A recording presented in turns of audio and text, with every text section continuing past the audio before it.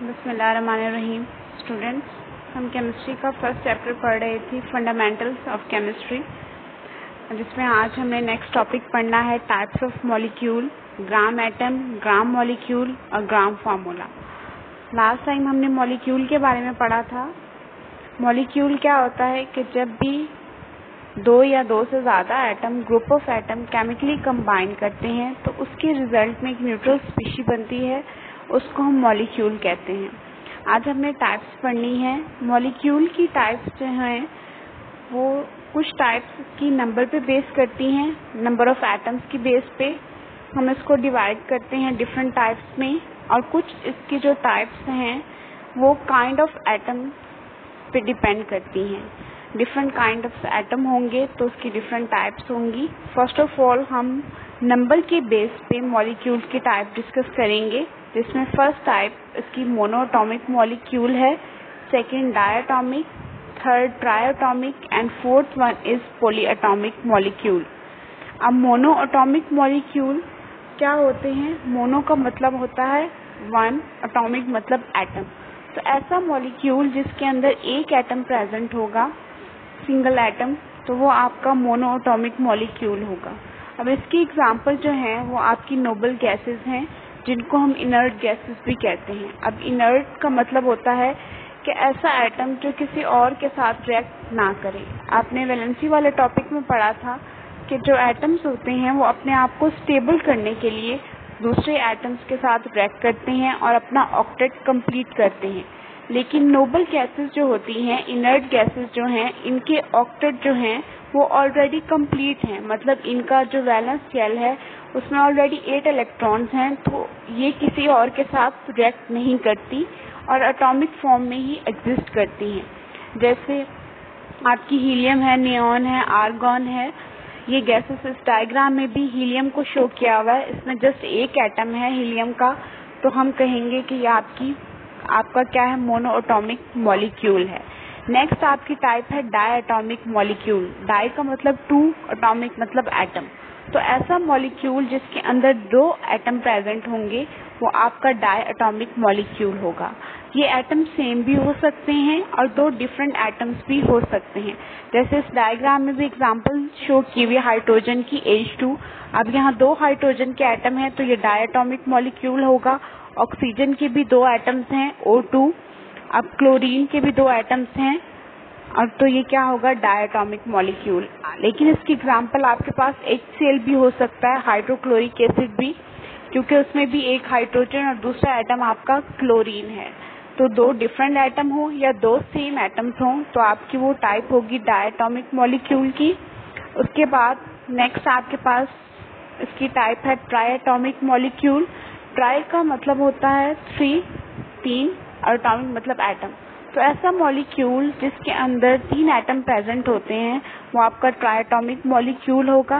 अब इसकी एग्जांपल आप कॉमन ले सकते हैं, जैसे वाटर है H2O, उसका केमिकल फार्मूला है। अब इसमें दो हाइड्रोजन एटम है और एक ऑक्सीजन एटम, तो टोटल इसके अंदर एटम्स 3 एटम्स हैं। तो ये आपका ट्राइएटॉमिक मॉलिक्यूल है। इसके बाद कार्बन डाइऑक्साइड CO2।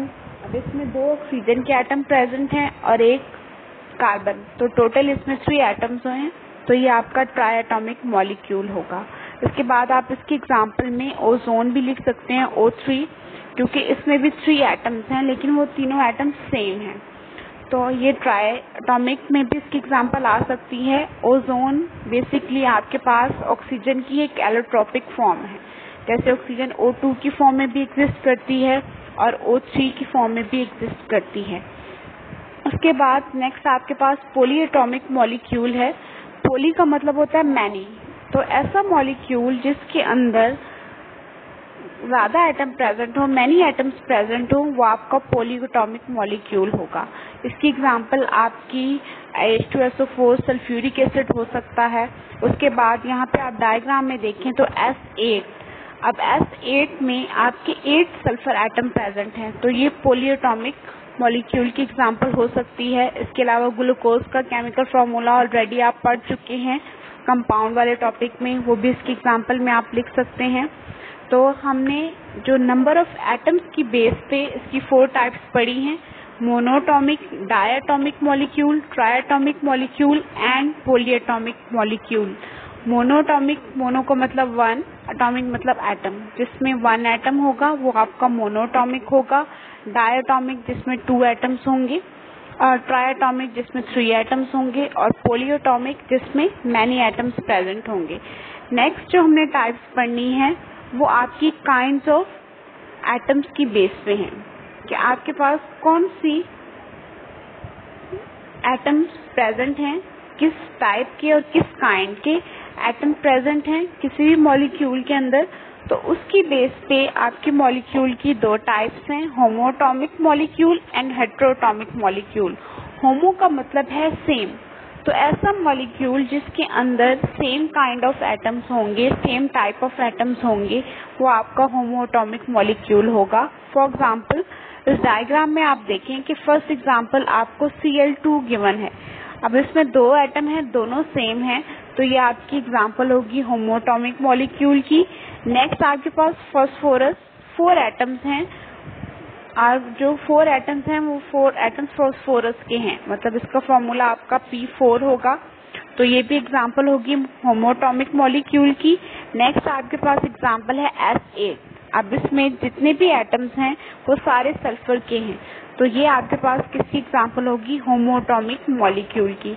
आप ये एग्जाम्पल पॉलीएटॉमिक मॉलिक्यूल में भी लिख सकते हैं, क्योंकि इसमें कितने एटम्स हैं, मैनी एटम प्रेजेंट हैं। तो होमोटॉमिक और पॉलीएटॉमिक जो मॉलिक्यूल्स हैं उनके एग्जाम्पल सेम हैं। उसके बाद आपके पास हेटेरोटॉमिक मॉलिक्यूल है। हेटेरो का मतलब होता है डिफरेंट, और जिसमें different type of, different kind of atom present होंगे, वो मॉलिक्यूल आपका हेटेरोटॉमिक मॉलिक्यूल होगा।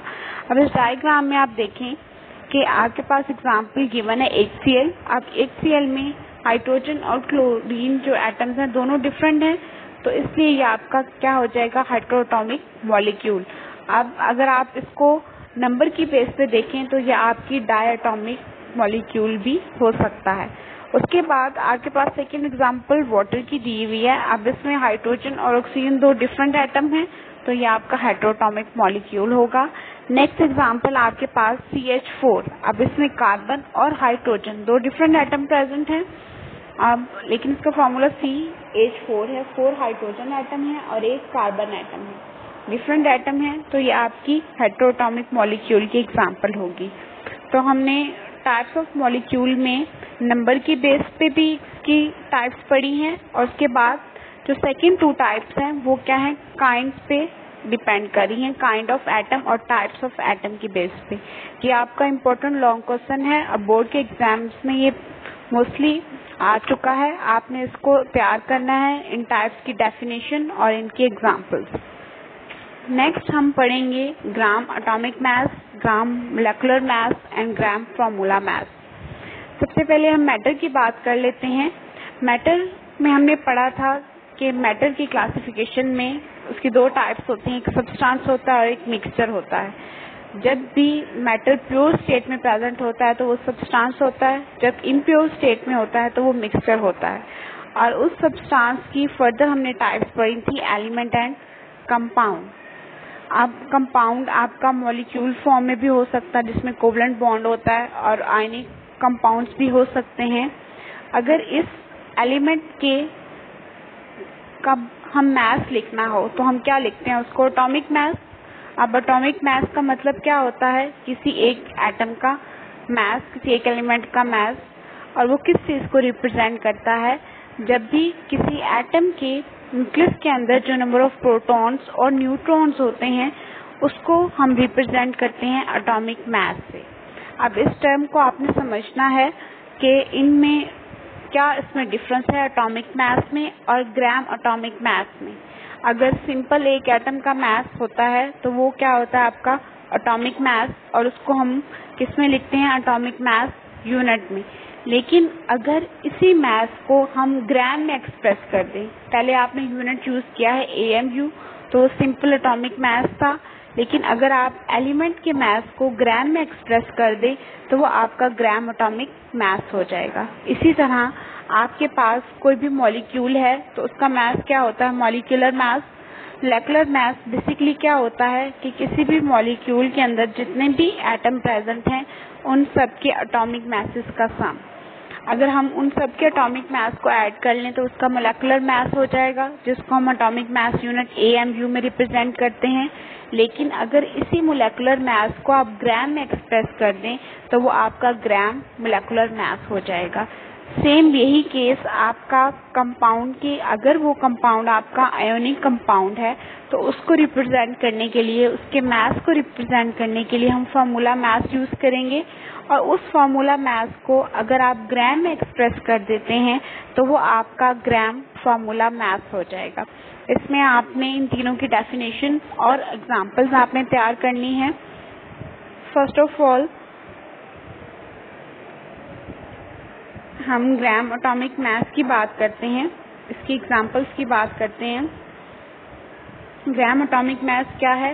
एटॉमिक मास किसी एक एटम का मास, और ग्राम एटॉमिक मास कि जब हम उस मास को ग्राम में एक्सप्रेस करेंगे। तो atomic mass of an element express in a gram, कि किसी एलिमेंट की मास को ग्राम में एक्सप्रेस करना, उसके एटॉमिक मास को, वो ग्राम एटॉमिक मास होगा। अब इसकी एग्जांपल हम देखते हैं तो इससे आपको क्लियर होगा। फॉर एग्जांपल एक हाइड्रोजन है, ठीक है, एक एटम है, तो इसका एटॉमिक मास क्या है? 1.008 AMU। अब इसके एटॉमिक मास को आपने AMU में एक्सप्रेस किया है, तो जस्ट ये क्या है? एक ही एलिमेंट का मास है। लेकिन अगर हम लिखते हैं 1 gram atom of a hydrogen, 1 gram atom का मतलब है कि 1 ग्राम के अंदर जितने भी हाइड्रोजन के एटम प्रेजेंट हैं उन सब का मास आपका किसके इक्वल हो जाएगा? 1.008 ग्राम। अब मास तो सेम ही है, लेकिन आपने जस्ट यूनिट्स चेंज कर दिए हैं तो उसकी डेफिनेशन चेंज हो गई है। जब सिंपल एक एटम का एटॉमिक मास था तो वो आपका AMU में था, लेकिन अगर आपने उसी को ग्राम में एक्सप्रेस कर दिया तो वो आपके पास पूरे 1 ग्राम के अंदर उस एटम का मास आ गया। नेक्स्ट आपके पास एग्जांपल है कार्बन की। अगर हम कार्बन का एटॉमिक मास देखें तो आपके पास वो क्या होता है? 12 AMU। तो इसका मतलब ये एक कार्बन का एटॉमिक मास है। लेकिन अगर हमने 1 ग्राम में देखना है कि 1 ग्राम में जितने भी एटम प्रेजेंट हैं उन सब का मास क्या होगा, तो वो किसके इक्वल होगा? 12 ग्राम के अंदर। तो सिंपली आपने जो एटॉमिक मास है एलिमेंट का उसको ग्राम में एक्सप्रेस कर दिया है, तो वो उसका ग्राम एटॉमिक मास बन गया है। और इसको हम ग्राम एटम भी कह सकते हैं। और इसके अलावा ये 1 मोल के भी इक्वल होता है, कि जब भी हम किसी एलिमेंट के मास को ग्राम में एक्सप्रेस करते हैं, एक तो वो ग्राम एटॉमिक मास हो जाएगा और दूसरा हम उसको 1 मोल का भी नेम दे सकते हैं। ये नेक्स्ट आपका मोल का टॉपिक है, तो उसको हम नेक्स्ट डिस्कस करेंगे, मोल क्या होता है। अब आप इन एग्जांपल्स में देखें कि आपके पास दोनों जो हाइड्रोजन और कार्बन है, अब इनका ग्राम तो एक ही ग्राम है, लेकिन इनका जो मैसेज है वो डिफरेंट है। अब मैसेज देखें कि हाइड्रोजन का मास 1 है और कार्बन का मास आपके पास 12 है। नेक्स्ट आपके पास जो डेफिनेशन है ग्राम फार्मूला मास, इसको आप ग्राम, नेक्स्ट आपके पास ग्राम एटॉमिक मास, ग्राम फार्मूला मास और ग्राम मोलेकुलर मास है। पहले हम ग्राम फार्मूला मास को डिस्कस कर लेते हैं। अब ग्राम फार्मूला मास डिस्कस करने से पहले आपको फार्मूला मास का पता होना चाहिए कि फार्मूला मास हम किसके लिए यूज करते हैं? आयनिक कंपाउंड्स के लिए यूज करते हैं। जब भी आयनिक कंपाउंड का मास हमने लिखना हो तो उसके लिए हम फार्मूला मास यूज करेंगे। अगर इसी फार्मूला मास को आप ग्राम में एक्सप्रेस कर देते हैं तो वो क्या बन जाएगा? ग्राम फार्मूला मास। और आप इसको ग्राम फार्मूला भी कह सकते हैं, और ये भी आपका 1 मोल के इक्वल होता है। अब एग्जांपल आप देखिए, NaCl एक आयनिक कंपाउंड है। आयनिक कंपाउंड का जो मास अगर हमें लिखना है तो वो क्या है? Formula mass. फार्मूला मास किसके इक्वल है? 58.5 AMU। अब ये 58 कैसे आया है कि आपने सोडियम का जो एटॉमिक मास 23 होता है, क्लोरीन का 35.5, इसको आपने ऐड किया है तो ये 58.5 AMU के इक्वल है। अगर अब ये जस्ट एक NaCl का मास है, अगर हमने 1 ग्राम में देखना है, 1 ग्राम में मास देखना है कि NaCl का कितना होगा, तो हम सिंपली AMU को ग्राम से रिप्लेस कर देंगे। तो ये आपका 1 ग्राम के अंदर जितने भी NaCl आपका आयनिक कंपाउंड प्रेजेंट है उन सब का मास हो जाएगा, जितने भी फार्मूला यूनिट इसके प्रेजेंट हैं। उसके बाद आपका कैल्शियम कार्बोनेट CaCO3, ये आपका आयनिक कंपाउंड है, इसका मास एक जो आपका कंपाउंड है, एक उसका फार्मूला यूनिट है, उसका मास आपका 100 AMU है। अगर इसी 100 के साथ हम ग्राम लिख देते हैं तो ये आपका क्या बन जाएगा, gram formula mass of calcium carbonate. तो सिंपली आपने क्या करना है, जो AMU है उसको आपने ग्राम से एक्सचेंज कर देना है, तो वो आपका ग्राम फार्मूला मास हो जाएगा। उसके बाद ग्राम मोलेकुलर मास है। अब मोलेकुलर मास क्या होता है कि किसी भी मॉलिक्यूल के अंदर जो भी एटम प्रेजेंट हैं उन सब के एटॉमिक मासेस का सम, ये ऑलरेडी आप पढ़ चुके हैं।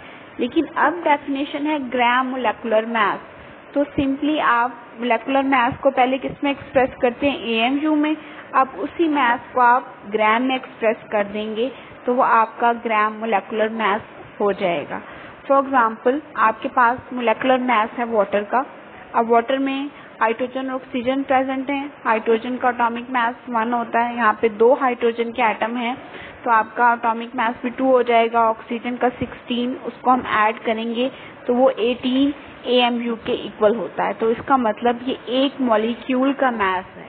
अगर हमने 1 ग्राम के अंदर देखना है इसका मास क्या होगा इस मॉलिक्यूल का, तो वो आपका 18 ग्राम हो जाएगा।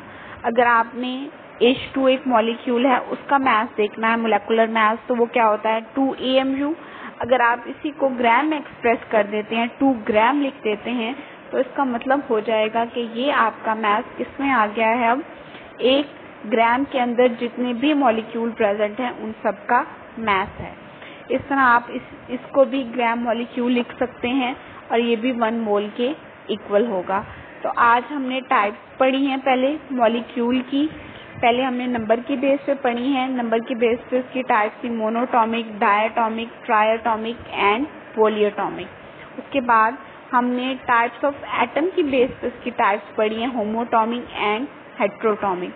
होमो का मतलब जिसके अंदर सेम काइंड ऑफ एटम होंगे और हेट्रो जिसमें different kind of atom present होंगे। उसके बाद हमने डेफिनेशंस पढ़ी हैं ग्राम एटॉमिक मास की, gram molecular mass and gram formula mass, कि जब हम किसी एलिमेंट के मास को, एटॉमिक मास को ग्राम में एक्सप्रेस करते हैं तो वो ग्राम एटॉमिक मास बन जाता है।